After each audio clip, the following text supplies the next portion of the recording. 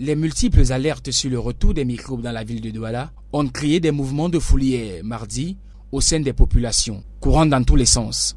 Une situation qui a jeté un vent de panique générale dans les quartiers Sable, Bonamoussadi, Aquanor. Des bandades totales. On fermait les boutiques, chacun allait dans le sens. Vivement, il s'est passé beaucoup de choses. Il y a des personnes qui sont blessées, d'autres qui sont renversées, d'autres qui ont perdu leur portable. Dans cette panique, ça allait dans tous les sens. Même son de cloche pour les habitants des quartiers d'Eido et Aqua, au lendemain d'une nuit mouvementée qui a créé la psychose collective. J'ai paniqué. C'était une première fois de voir les choses pareilles. J'attends toujours des microbes.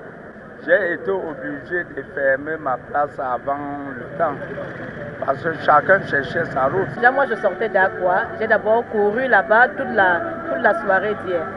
Je suis arrivée ici, c'était un peu calme. Mais 5 minutes après, on alerte que les microbes sont dans les parages.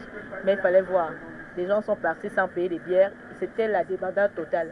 On courait dans tous les sens. Il fallait fermer avec une rapidité pas possible. Bon, on a vraiment eu peur.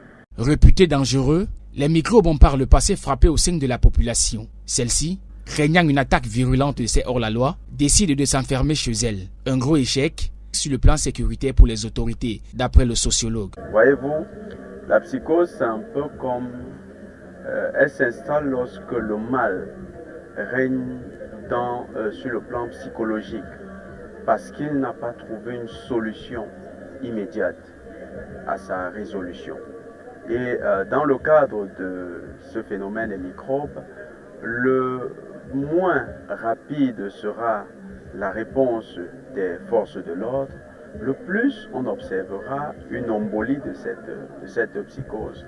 Si bien que même à des endroits où il n'y aura pas forcément des microbes, les gens pourront, par un simple mouvement d'humeur, signaler leur présence et créer la panique.